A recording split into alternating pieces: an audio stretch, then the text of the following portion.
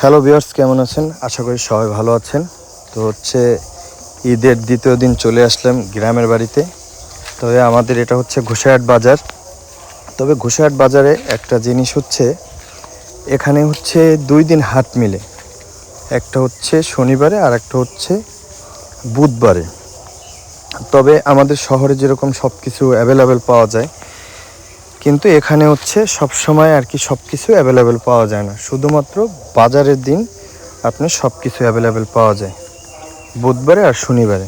যেমন বিশেষ করে হচ্ছে শাক সবজি, তারপরে হচ্ছে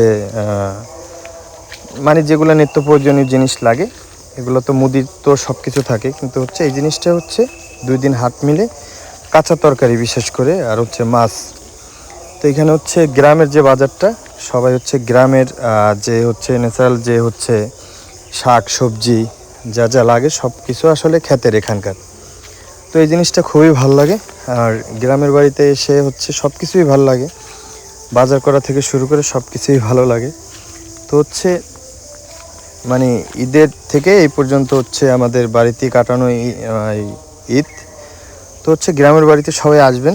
আসলে গ্রামের যে একটা মজা, গ্রামের যে একটা আনন্দ, সেটা আপনি মনে হয় না যে শহর লেভেলে পাবেন।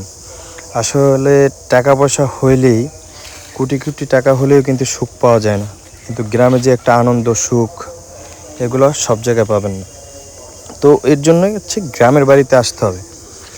তো হচ্ছে রিসেন্টলি হচ্ছে আমি একটা জমি কিনেছি। তো এইখানে একবারে গোসাইহাট বাজারের সাথে। তো হচ্ছে এখানে আর কি একটা ফার্ম করার চিন্তা ভাবনা আছে। তো এর জন্য হচ্ছে গ্রামে চাচ্ছি যে না, আসলে মনটা সবসময় গ্রামেই থাকে। শহরে অনেক কিছু করেছি, কিন্তু হচ্ছে গ্রামের যে আনন্দ ভালোবাসা, মাতৃভূমি, এটাকে কখনোই হচ্ছে মানে ত্যাগ করা যায় না। তাই গ্রামের বাড়িতে তো সবাই আসবেন গ্রামের বাড়ি, আর হচ্ছে বিশেষ করে হচ্ছে গ্রামের ভালোবাসাটা রাখবেন। তো থ্যাংক ইউ অল এভরিওয়ান। ভালো থাকবেন, সুস্থ থাকবেন। আর ভিডিওটা যদি ভালো লেগে থাকে অবশ্যই ভিডিওটা বেশি বেশি শেয়ার করে দিবেন। Thank you all everyone. Bye by.